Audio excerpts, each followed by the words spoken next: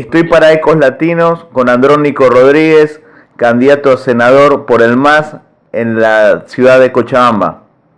¿Qué nos puede decir de la visita del candidato a presidente Luis Arce Catacora a Cochabamba, más precisamente a la ciudad de Sacaba? Bueno, muy positivo, ¿no? Muy positivo, sabiendo que Cochabamba siempre ha sido eh, el departamento que demostró el mayor compromiso y lealtad al instrumento político, y es el departamento que tiene mayor virtud de organicidad en cuanto a los movimientos sociales, Trópico, Única, Bartolinas. Sobre la base de estas tres organizaciones siempre ha demostrado la disciplina orgánica en toda reunión, ampliado concentración en las anteriores gestiones, bueno, elecciones, tanto para el 20 de octubre, ¿no? Ahora no ha sido indiferente a nivel nacional. Cochabamba nuevamente ha demostrado gran concentración, más aún con la presencia del hermano Luis Arce, tanto David Choquehuanca. Ha sido muy positivo la presencia y la visita de Luis Arce, y por tanto se ha mostrado mayor confianza del candidato hacia el pueblo, ¿no? Entonces mucha gente no lo conocía, obviamente. El ministro de Economía ha figurado bastante tiempo, pero más solo en La Paz, en la ciudad de La Paz, no tanto en las provincias o en los departamentos, ¿no? Entonces ahora, como candidato, ha sido muy necesario e importante su presencia, y muy positivo ante la opinión pública, ante la población, la presencia del hermano Luis Arce. Hay una cosa que preocupa, sobre todo tú, para que eres un joven boliviano. ¿Qué piensas de la posición que tiene la Cancillería boliviana con el problema del Silala? Porque salió un comunicado de la Cancillería reconociendo que parte del Silala es chileno. Esto puede ser un mal precedente para el reclamo de tu país. ¿Qué nos puedes decir? Sí, lamentable, ¿no? Lamentable la actitud de estos políticos. Cuando eran oposición, siempre han cuestionado la demanda ante la Corte Internacional de Justicia en La Haya sobre el tema del mar.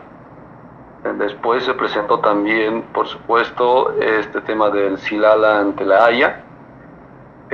Las observaciones, el cuestionamiento siempre ha sido de mala fe y de manera muy negativa, ¿no? Cuestionaban y arremetían con todo al presidente Evo y a todo el gobierno. Entonces ellos siempre de manera muy pesimista decían de que nunca se va a lograr recuperar el mar, de que parte del Silala es de Chile, de que no es el camino correcto. De hecho, hay un tuit del presidente chileno Sebastián Piñera felicitando la posición de la Cancillería boliviana a reconocer que el parte de Silala es chileno. Esto realmente es algo muy mal para la soberanía boliviana. ¿Por qué piensas que los medios silencian este tema? Sí, la verdad, siguen siendo parte, ¿no? Mediáticamente no se está mostrando la verdad sobre esta situación. Pareciera que los medios siguen siendo parte del cerco mediático, que en su momento han callado con su, bueno, en un silencio total sobre lo positivo o sobre los movimientos sociales y lo positivo del gobierno, pero todo lo que hacía la derecha pues mostraban. Ahora lo mismo en la gestión ya de facto de este gobierno, los medios callan, no muestran la verdad. Eso realmente es inconcebible lo que están haciendo nuestros propios medios de comunicación, y la verdad no nos sorprende nada. ¿A algunos les vale más el odio a Evo que el amor a la patria, que el amor a Bolivia? Sí, con toda seguridad, ¿no? Eso se nota, se evidencia en muchos políticos. Cuando eran oposición, ahora cuando son gobierno, no cambian de línea o de pensamiento, que siguen con esa visión de querer difamar, mediar la dignidad, de mostrar una imagen muy negativa, mala de Evo Morales, del MAS, de los militantes del MAS, y mostrar lo positivo de ellos, y que están supuestamente ahora gobernando en democracia, cuando persiguen a todo el mundo que piensa diferente. Entonces lamentamos mucho. Con toda seguridad este es un mal precedente para la historia de Bolivia y a futuro lo juzgará seguramente el pueblo mismo de sus acciones de este gobierno al respecto de las aguas del Silala y de todo en materia de relaciones internacionales. Empiezan a pelear con México, con Argentina, con uno, con otro país, con Cuba, con Venezuela, siendo un gobierno transitorio, más aún siendo un gobierno ilegal en este momento tan delicado que vive Bolivia, ¿no? Entonces lamentamos definitivamente las acciones y la actitud de la canciller y de algunos miembros del gobierno. ¿Qué opinas del apresamiento de Elio Montes en Estados Unidos, el ex dirigente de Entel? Bueno, la verdad, no solo el actual gobierno de facto está sumido en corrupción, sino toda la derecha, ¿no? Toda la derecha boliviana. En tan poco tiempo, el descrédito y por supuesto el desgaste de este gobierno es fatal, es inconcebible. Exorbitantes, corrupción del manejo de dinero de manera ilegal. La empresa estatal boliviana tenía utilidades netas que se invertían en programas sociales, como es el bono Juancito, la renta dignidad. El Juan Arzurduy también, que lo quieren quitar. Por supuesto, Juan Arzurduy, ¿no? Está prácticamente paralizado. Ni bien entra este señor Montes, al parecer muy amigo del ministro de la presidencia. Sin embargo, el manejo de dinero de manera ilegal y millonarios pagos de finiquitos a los supuestos funcionarios y más aún el pago de vuelos gratuitos con la plata del pueblo a los candidatos de la derecha, ahora de manera sorprendente y coincidente pareciera para ellos, en el mismo vuelo viajando a Estados Unidos, llevando por demás de lo debido el dinero supuestamente detenido, y el señor Camacho con toda normalidad pasa. Y bueno, nos preguntamos, ¿por qué la coincidencia? Primero el señor Pumari se va a Estados Unidos, después en el mismo vuelo el ex gerente de Intel, con toda la plata que se la gastó, que se lo desfalcaron de la empresa estatal de telecomunicaciones, de manera coincidente con el candidato a la presidencia, el señor Camacho. Entonces, nada raro que estén desfalcando el dinero para preparar su campaña con toda seguridad, con la plata del pueblo, y en tan poco tiempo nos sorprende que los gastos millonarios que se hagan de manera ilegal por el mismo gobierno sean vistos como si fuese algo normal, ¿no?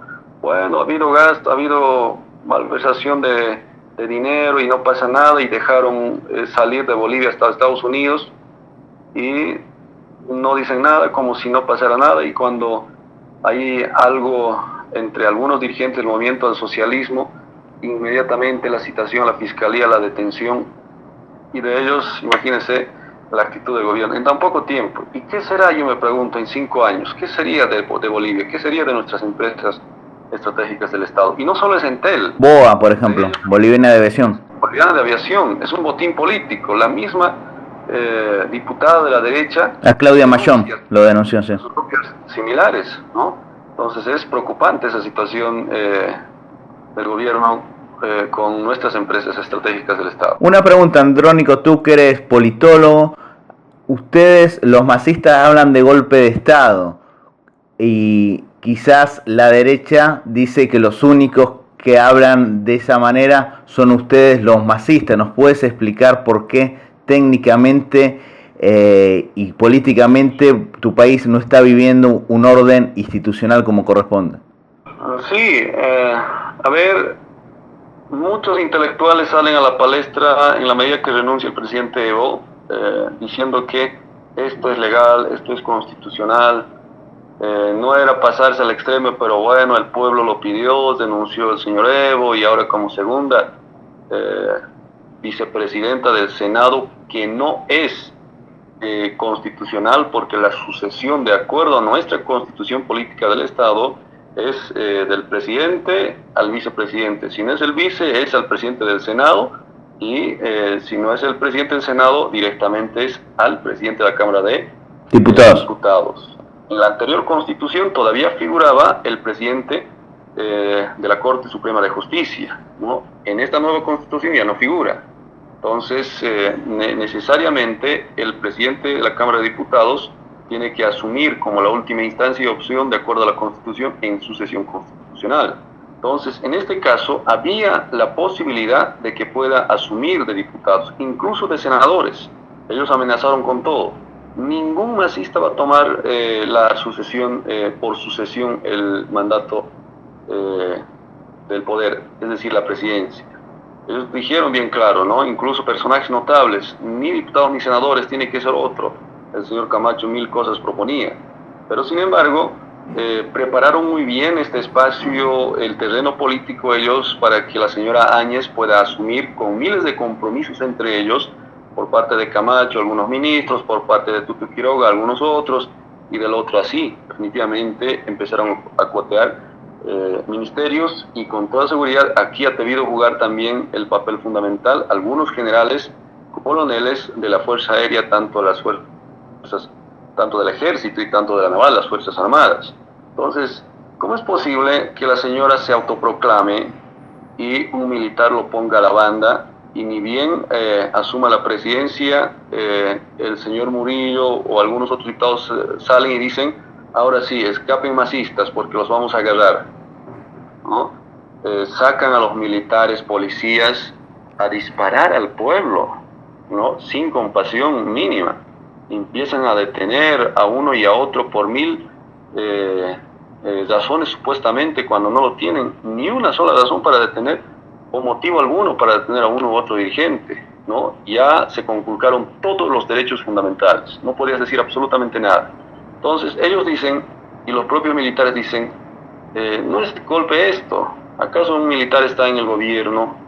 ¿No? ¿Acaso hay estado de sitio?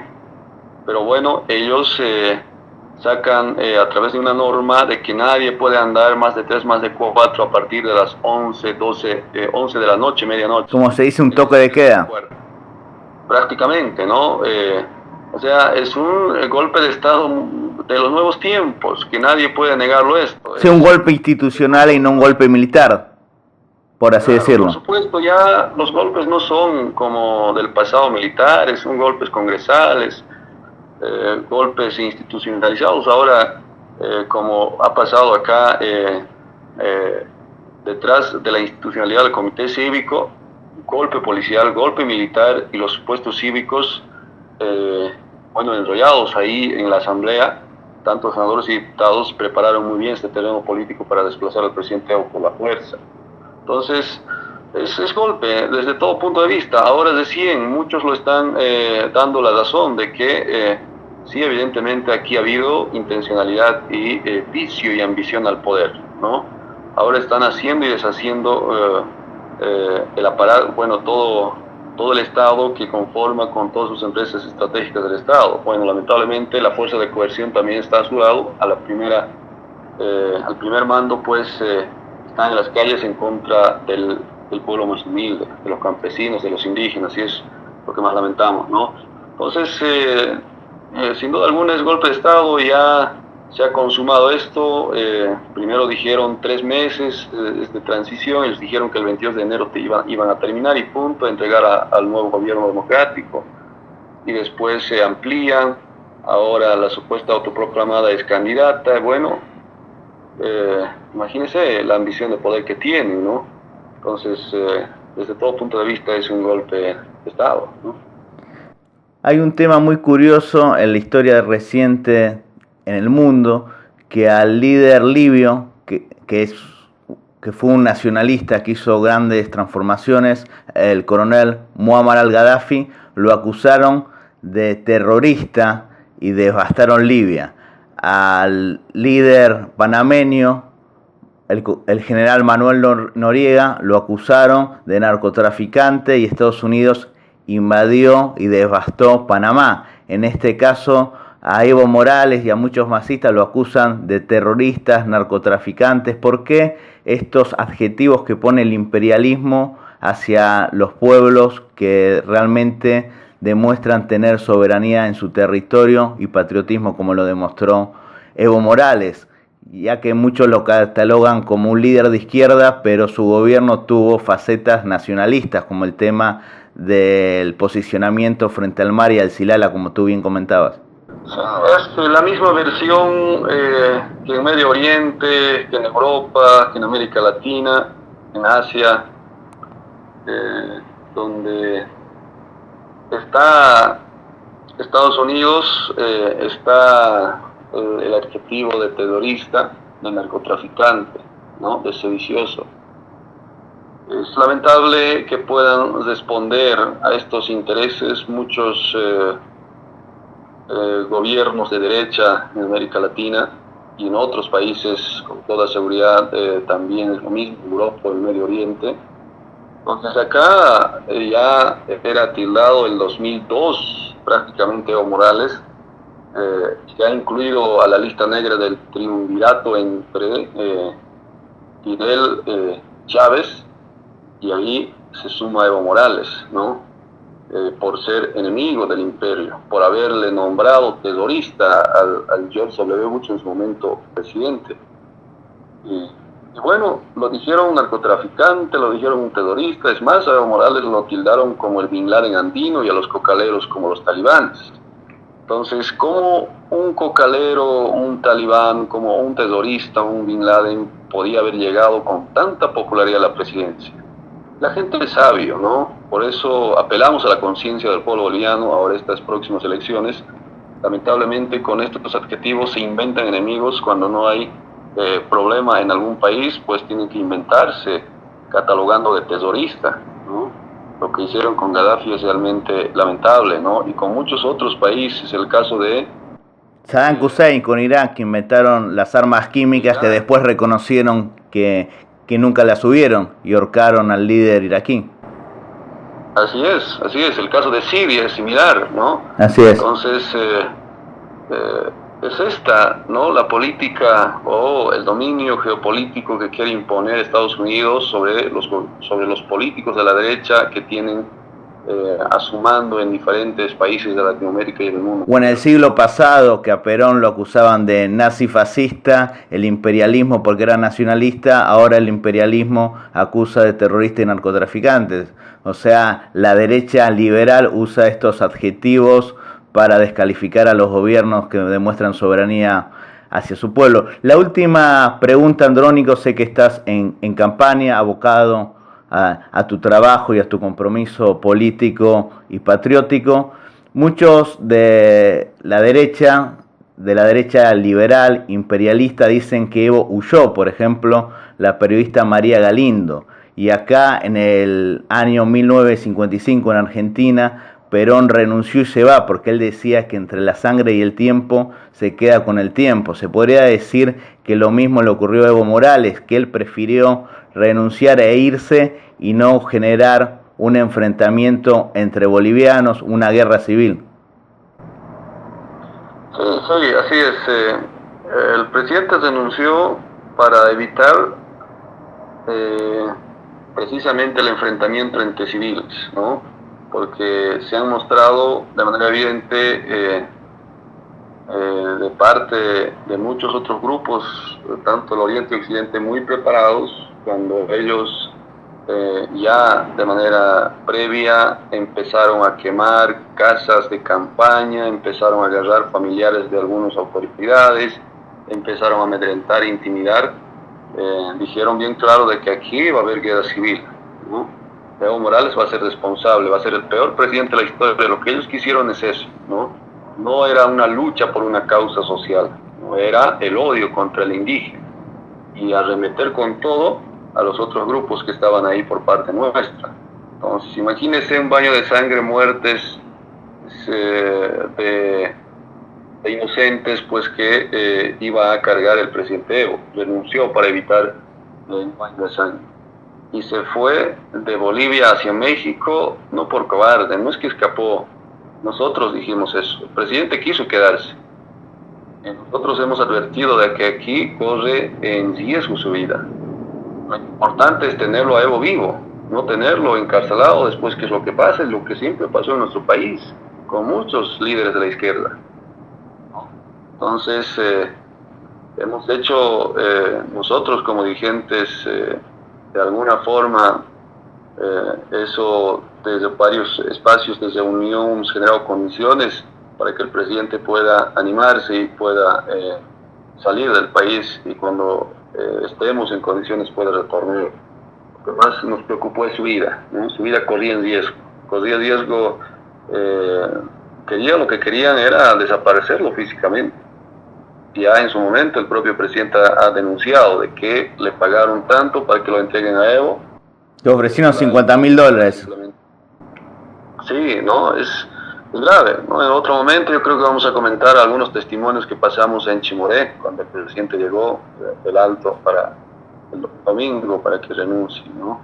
Entonces, es eso, ¿no? Renunció para evitar baño de sangre, para evitar una catástrofe entre hermanos, entre civiles, y pues se fue hacia México, abandonó el país para cuidar su vida, porque aquí a nosotros lo que más nos interesa es que nuestro presidente Evo esté con vida y vayamos a continuar por el camino o el sendero que nosotros mismos habíamos planteado en la situación del presidente Evo y toda la gestión de este 2005 hasta 2013, la agenda patriótica, ¿no? Cómo lograr liberar a nuestro país de toda dependencia que ya se hizo varios rubros. Entonces, necesitamos un nuevo, con mucha experiencia, con mucha sabiduría, a que continúe junto con nosotros hasta donde nos dé la vida, por supuesto, ¿no? Entonces, por eso el presidente Evo estaba en México, ahora en Argentina. Y es lamentable, ¿no?, que muchos tengan esa intención y esa visión de hacerlo desaparecer físicamente, porque supuestamente un indígena les frustró toda su vida a muchos políticos que salieron del país y a muchos de la derecha que no tuvieron la oportunidad de gobernar en estos 13 años cuando supuestamente les tocaba, gracias a la famosa democracia pactada o la mega coalición desde los 90.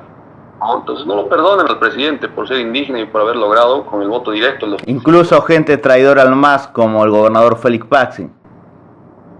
Sí, muchos realmente han sido parte del instrumento, del proceso, se han declinado a la posición de la derecha y lamentable realmente, así como autoridades, dirigentes, pues verán ellos cuál es su vida política futuro, pero ahora recién muchos se dan cuenta de que Evo Morales no solamente era un presidente, parte de un gobierno, sino representaba la dignidad del pueblo indígena, de los pueblos indígenas, de los pueblos más humildes. Por eso muchos disidentes que se han ido en la gestión del presidente ahora están con la intención de continuar con este proceso, porque aquí la pelea ya es más ideológico, ¿no? Por ser indígena no lo perdonaron, no lo respetaron en Bolivia, la mayoría somos campesinos, indígenas, originarios, ¿no? Muchísimas gracias, Andrónico. ¡Viva Bolivia! Muchas gracias, igualmente.